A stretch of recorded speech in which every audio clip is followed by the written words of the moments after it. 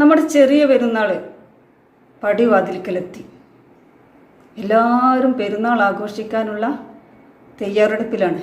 പ്രത്യേകിച്ചും റമദാൻ മാസത്തിൽ നോമ്പ് അനുഷ്ഠിച്ചിട്ടുള്ള വിശ്വാസികൾ അള്ളാഹുവിൻ്റെ അനുഗ്രഹമായിട്ടുള്ള ഈദുൽ ഫിത്റിനെ വരവേൽക്കാൻ തയ്യാറായിട്ട് നിൽക്കുകയാണ്. ഇനി 2-3 ദിവസമാണ് നമുക്ക് റമദാൻ മാസത്തിൽ നോമ്പ് ബാക്കിയുള്ളത്. അപ്പോൾ ഈ 2-3 ദിവസം നമ്മൾ എന്താ ചെയ്യുക?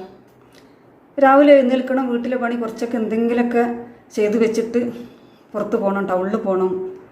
ടെക്സ്റ്റൈൽസിലും ചെരുപ്പ് കടയിലും ഫാൻസി കടയിലും ഒക്കെ പോകാണ്ട്. ഒരു 5-8 കടയിലെങ്കിലും എന്തായാലും കയറി ഇറങ്ങേണ്ടി വരും. നമ്മൾ നേരത്തെ എടുത്ത ഡ്രസ്സ് മാറ്റാനുണ്ട്, പുതിയത് കുറച്ച് സെലക്ട് ചെയ്യാനുണ്ട്. ഇങ്ങനെ കുറേ കടയിൽ കയറി ഇറങ്ങി കടൻ്റെ ഉള്ളിൽ പോയി നമ്മൾ സെലക്ട് ചെയ്യുമ്പോൾ സമയം പോയതറിയില്ല. പുറത്തിറങ്ങിയപ്പോൾ 5 മണിയായി. അപ്പോൾ ഇനി ദുഹർ അങ്ങോട്ട് പോയി കിട്ടി. ഇനി വീട്ടിൽ അസർ തെറ്റുന്നതിന് മുമ്പ് പോകണം.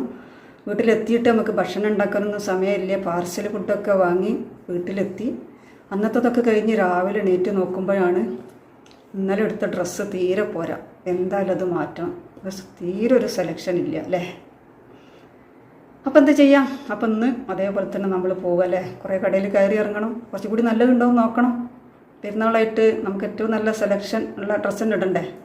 പ്രിയപ്പെട്ട സഹോദരിമാരെ, എല്ലാവരും അല്ല, പല നമ്മുടെ സഹോദരിമാരും ചെയ്യുന്ന ഒരു പരിപാടിയാണിത്.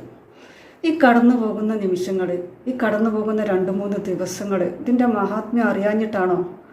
എല്ലാ വയലിലും പ്രഭാഷണത്തിലും എല്ലാത്തിലും നമ്മൾ അറിയുന്നുണ്ട്, മനസ്സിലാക്കുന്നുണ്ട്. പക്ഷേ എന്തോ ഈ സമയം വന്നാൽ നമ്മുടെ അധിക സഹോദരിമാരും ചെയ്യുന്നൊരു പണിയാണിത്. സഹോദരിമാരെ, പെരുന്നാളിന് പുതുകോടി ഇടൽ സുന്നത്ത് മാത്രമാണ്. എന്നാൽ ഈ നഷ്ടപ്പെട്ട് കഴിഞ്ഞു പോകുന്ന ഈ 2-3 ദിവസങ്ങളുണ്ടല്ലോ, ഇതിൽ റഹ്മത്തിൻ്റെ മലക്കുകൾ നമുക്ക് അനുഗ്രഹമായിട്ട് അള്ളാഹുവിൻ്റെ മലക്കുകൾ വന്നിട്ട് നിൽക്കുമ്പോൾ നമ്മൾ പുണ്യങ്ങൾ ചെയ്യേണ്ട, സൽക്കർമ്മങ്ങൾ ചെയ്യേണ്ട ഓരോ നിമിഷവും വിലപ്പെട്ട ആ സമയം നമ്മളിങ്ങനെ അങ്ങാടിയിലും ടെക്സ്റ്റൈൽസിലും കടകളിലൊക്കെ ഡ്രസ്സ് മാറി തിരയാൻ വേണ്ടിയിട്ട് ചിലവഴിക്കണം. പെരുന്നാളിന് നമുക്ക് അത്യാവശ്യം ഡ്രസ്സൊന്നും ഇടണ്ടെന്നൊന്നുമല്ല പറയുന്നത്, നമ്മൾ അത്യാവശ്യത്തിനുള്ളത് ചെയ്യുക. ബാക്കി നമുക്ക് പെരുന്നാൾ കഴിഞ്ഞിട്ട് ആയുസ്സും ആരോഗ്യമൊക്കെ ഉണ്ടെങ്കിൽ നമുക്ക് ഇഷ്ടംപോലെ എടുക്കാമല്ലോ നമ്മുടെ സാമ്പത്തിക സ്ഥിതി അനുസരിച്ചിട്ട്. അപ്പോൾ എല്ലാ സഹോദരിമാരും ഞാനീ പറയുന്നത് എന്നോട് ഒരു വെറുപ്പും കൂടാതെ ഒന്ന് ശ്രദ്ധിക്കണമെന്ന് അഭ്യർത്ഥിക്കുകയാണ്.